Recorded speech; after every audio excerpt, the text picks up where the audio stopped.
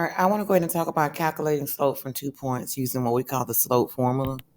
So this thing here that you see is called the slope formula. And you use it when you're trying to find the slope from 2 distinct points, okay? So take a look at A. If I want to find the slope between those 2 points, so they're not plotted on the graph, so you wouldn't be able to do rise over run. But normally if you see something like this, you don't have to draw this, but 2, 3, 4, 5. There's 0, 5. And 11, negative 8. Let me readjust my axis.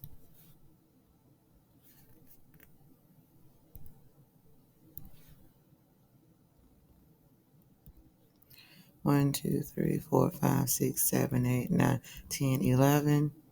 2, 3, 4, 5, 6, 7, 8. Let's say 11, negative 8 is right there. So usually if we had these on a graph, we could draw a line and calculate rise over run. And you should be able to see that you're going up 13 and left 11. So that'd be negative 11. And you could calculate the slope that way, where it's 13 over negative 11. But it's not on the graph. So what do you do if the 2 points are not on the graph? Well, you use the slope formula, okay? So here's what I want you to write. I want you to write down that the slope formula is y sub 2 minus y sub 1, which means you just subtract the two y's. You start off with the second y, subtract the first y. And you write it over the second x minus the first x, or we read it as x sub 2 minus x sub 1. Basically, it's still the same as the change in y over the change in x, or it's still the same as rise over run, because the y-axis rises and the x-axis runs left and right. But I'm still finding the change. To find change, you can subtract. All right, so what I'm going to do is label my points. That's the first order pair. So I'll label it as x sub 1 and y sub 1. Second order pair, so I'll label it as x sub 2 and y sub 2. However, you could have labeled this one as x sub 1 and this x sub 1 and y sub 1, and this one as x sub 2 and y sub 2. It really doesn't matter. Right, and then you just plug in. Just that simple. Well, the second y is just negative 8 minus the first y, which is 5. And then the second x on the bottom is 11 minus the first x, which is 0. So we end up with a slope of negative 13/11. And it really doesn't matter where that negative is. A negative, it could actually have been with the bar, or it could have been with the denominator. Either way, the fraction is negative. But the math according to the slope formula leads you to the negative being in the numerator. But I'm just saying, like on a standardized test, it may be with the bar or maybe with the denominator, okay? It's just the fraction's negative. All right, so find the slope between these 2 points on B. All right, so you have the second y minus the first y divided by the second x minus the first x. I'm just going to label x sub 1, y sub 1, x sub 2, y sub 2. The second, and I'm going to color code these. Second y is 4 minus the first y, which is negative 3. So when you subtract the negative, use parentheses. The second x is negative 2 minus the first x, which is 1. So we end up with 4 plus 3, which is 7, and negative 2 minus 1 is negative 3. So the slope here is simply negative 7/3, guys. That's it. That's all you're doing. Are you going to pause the video and try C on your own? And then we'll discuss D and E.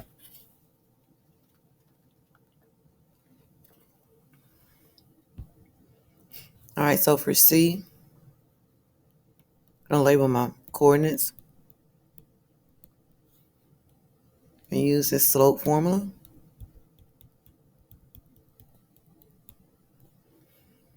The second y is negative 12 minus the first y, which is negative 4. The second x is negative 1 minus the first x, which is negative 5. So we end up with a slope of negative 8/4, and that simplifies to negative 2. And that's all you do. You all know that minus a negative is a plus.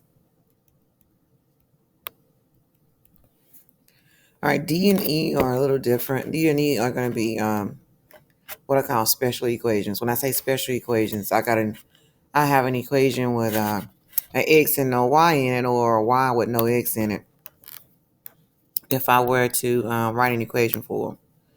So I want you to take a look at the x's. You should notice your x values are the same. So when I get ready to subtract the x's, because here is your slope formula. You should be able to tell something about this off the bat. When I get ready to subtract these x's and these x's are the same, then I'm going to get a 0 on the bottom. When you get a 0 in your denominator, you can't divide anything by 0. Your slope's going to be undefined. So whenever your x's are the same, you're going to end up with an undefined slope. But I'm going to go ahead and substitute so you can see. Some of you may need to see it a little better. So the second y here is 9 minus the first y, which is negative 2. And then I end up with 7 minus 7. 11 divided by 0. Well, you can't divide anything by 0, regardless of what that thing is, so your slope is undefined. But I knew that before I even worked the problem, because my x's were the same. So if your x's are the same and the x's are what's in your denominator, you're going to get a 0. And if 0 is in your denominator, your slope's going to be undefined, okay? If you take a look at E, your y's are the same. But in the slope formula, your y's in the numerator. So if you take 4 and subtract 4, you're going to get a 0, but 0 won't be in the denominator this time. 0 will be in your numerator. So it'll be 0 divided by some number, which is just 0. As long as 0 is in the top, your answer is always 0. Let me go back up here real quick. If your slope is undefined, it'll be some vertical line if we're looking at a graph. Remember we talked about that when we had those 4 types of graphs in that chart? But here the slope is going to be 0, but I'm going to go ahead and show you by labeling the points.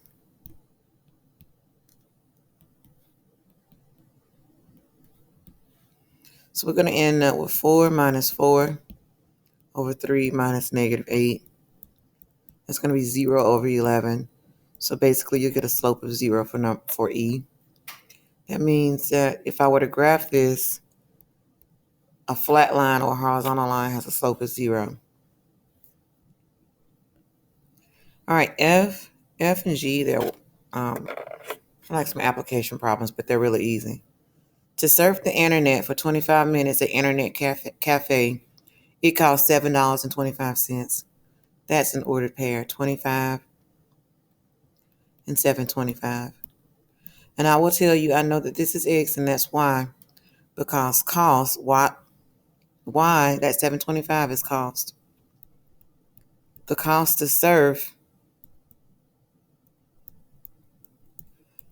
the internet depends on the number of minutes you surfed it. Okay?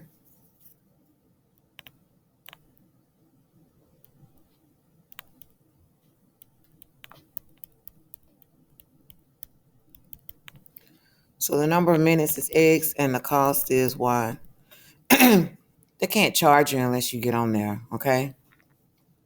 So getting on there and spending some spending some time on that has to come first. So that, of course, would be your independent variable. So I know it's going to be 25 is going to go in the place of x. And we're talking about 25 minutes. I'm going to use MI. And that's cost, okay? And then it goes on to say for 40 minutes, the cost is $9.80. So you have another ordered pair.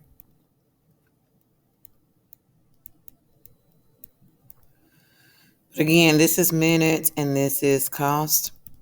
So when you find your slope, it's actually going to represent cost per minute. Okay?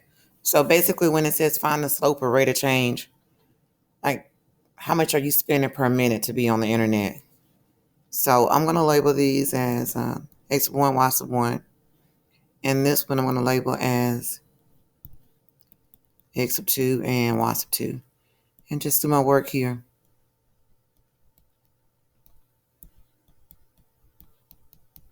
If you're talking about something real life, make sure you put the dependent variable per the independent variable for me.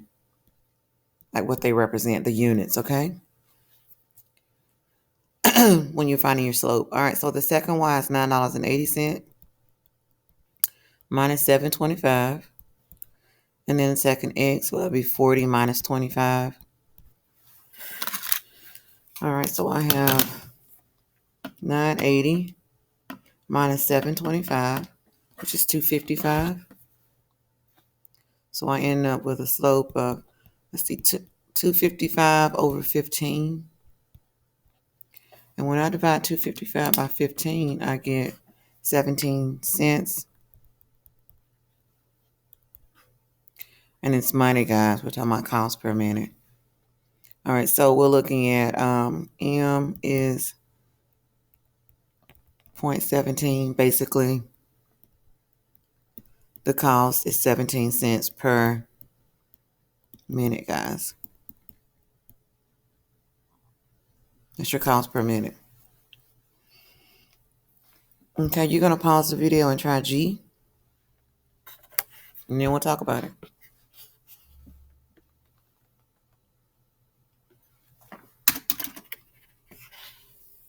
All right, this is what you should have gotten for G.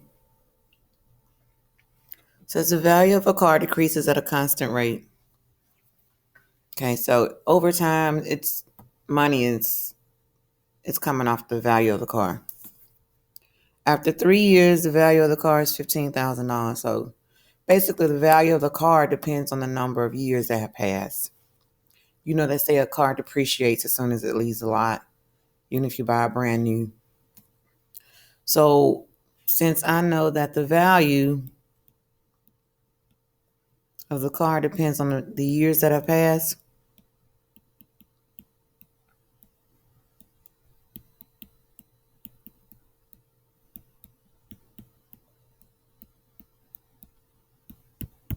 so basically some years have to go by before your car can depreciate, okay? According to this. So this is X and the value of the car is Y. So when I write my ordered pair, you all know you put X and then Y. So X will be the value, the years that have passed by, which that would be 3. And the value of the car at this particular time would be 15,000.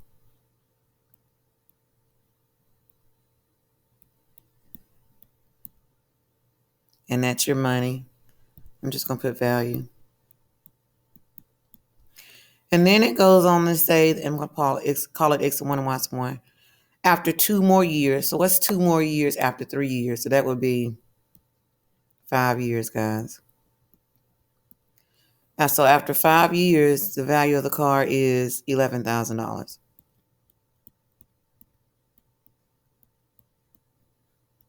going to call this X sub 2 and Y sub 2. And then I'm just going to do the work and find the slope or rate of change. In other words, how much is this car depreciating every year if these 2 things are happening? So I'm going to use the slope formula. So the second Y is 11,000. Oops. Okay. Minus the first Y, which is 15,000. And I'm expecting this slope to be negative because the car is losing money. It's losing value. All right, the second x is 5 minus the first x is 3. So we end up with negative 4,000 over 2. So basically, that car is losing $2,000. And this is the value per year. So $2,000 per year is what it's depreciating. Okay. All right, now it's something I wanted to go over on the graph from the last video. I'm going to go back to I in the last video. So I was doing rise over run to calculate the slope, but these points aren't exact. Like, look at that one. There's some decimal for the y. And although some of them look like they're exact, they are not. Like, that looks exact, but it's not. So we're going to use the 2 points that were given, and we're going to use the slope formula. X sub 1, y sub 1, x sub 2, and y sub 2. And this is back to I from yesterday. So the graph again represents temperature Y, or the degrees Fahrenheit. So I know my Y value. This is degrees Fahrenheit. And the X represents the altitude or the height in thousands of feet. So this is 0 feet. But keep in mind, it's thousands of feet. So when you get this one, excuse me, you got 7 and then 33.8. That's degrees Fahrenheit. It's not really 7 feet. It's 7,000 feet, guys. But we're just going to leave it like that for right now because these are the increments that they have on the graph. Like here, this doesn't represent the number 2 feet. It's 2,000 feet. Here, that's not 8 feet. It's 8,000 feet. Okay? So pretty much you can tell, like at 0 feet, the temperature is 59 degrees Fahrenheit. But at where you have 7,000 feet, is basically 7 because it's in thousands of feet. But in 7,000 feet, the temperature is 33.8 degrees Fahrenheit. So as the height goes up, the temperature drops, it goes down. All right, so I'm just going to calculate these with the numbers that they are on the graph, though. But I do know that X is actually thousands of feet, so I can fix that in just a little bit. All right, so excuse me, guys.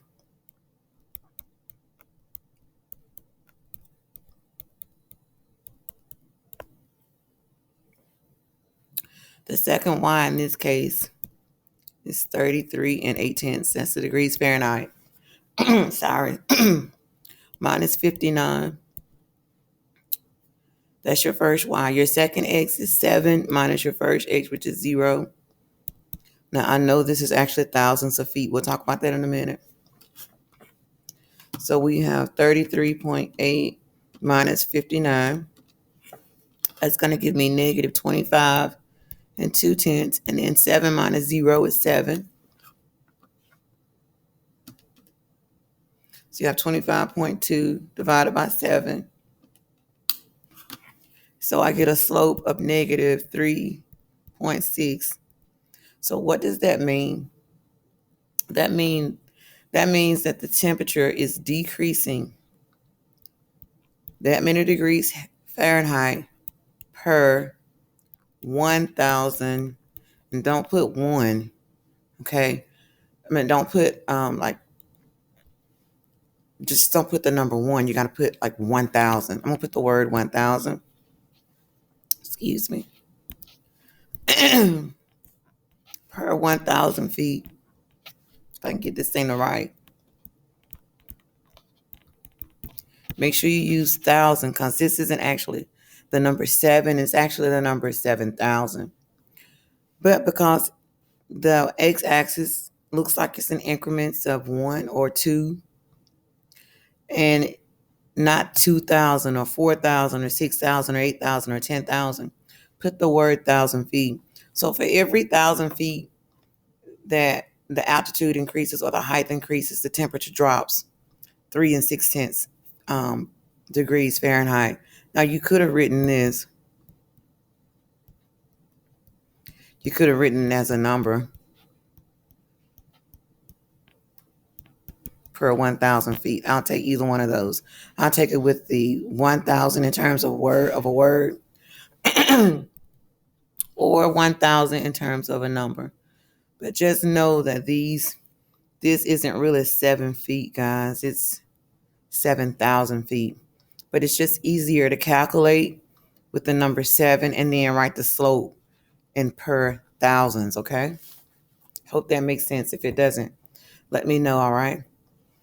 All right, thank you.